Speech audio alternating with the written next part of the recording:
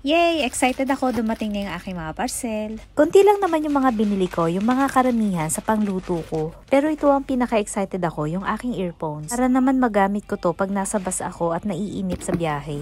Lalo na minsan sobrang traffic. So next naman itong malaking box. So lahat ng nasa box na to ay karamihan para sa pagluluto ko. So una kong bubuksan itong maliit na box na kulay blue. So okay ang packaging nila, maayos ang pagkakapack ng bawat isa.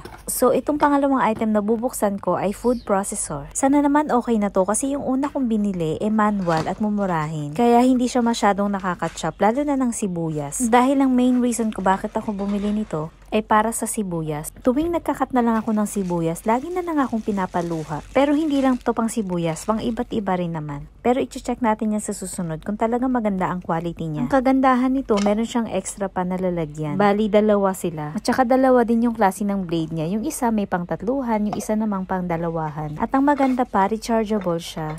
Meron nga palang iba't ibang kulay nito. Meron siyang pink, meron cream. Pero parang mas gusto ko yung kulay green. Marami akong gamit na kulay green na kasi. Nakakaipon na ako ng mga gamit pang paluto. Dati kasi wala naman akong hilig magluto. Ay hindi pala walang hilig, hindi talaga ako marunong magluto. O kaya tamang sabihin, mas tamad ako magluto. Pero syempre nagkakaedad na tayo, kaya naman nagbabago rin naman tayo, diba? So balikan pala natin itong aking earphone. At least ngayon hindi na ako maiinip pag nasa bus ako at napaka-traffic. Mahilig kasi ako makinig ng music. Yung simple lang pala yung binili ko kasi merong mga earphones na masakit sa tenga. Yung parang sinisip-sip yung hangin sa loob ng tenga ko. So mas maganda to. Siguro pag nakaluwag-luwag na ako, saka na lang ako bibili ng AirPods. So ngayon, magtsatsaga muna tayo sa mumurahin. Next naman natin bubuksan na itong bowl.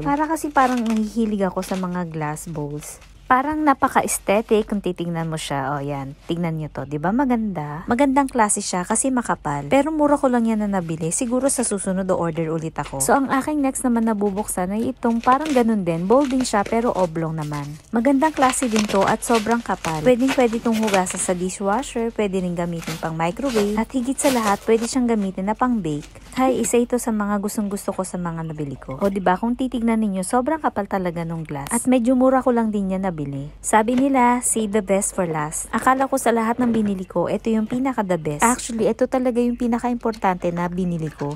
Pero ewan ko sa picture napakaganda. Kung tutuusin, ito lang dapat ang o-orderin ko. Kaya lang may minimum order kasi. So yung mga nauna na in-order ko, hindi talaga sila importante. Pero sobrang nagustuhan ko sila. Pero ito okay lang din. Anyway, mura lang naman siya. Gagamitin ko sana to para pang sala ng spaghetti. At saka na rin ng mga gulay. Meron din siyang iba't ibang cutter o shredder para sa mga gulay. Pero all in all, okay na rin naman tong mga in-order ko. Yun lang. Salamat sa panonood. Hanggang sa muli.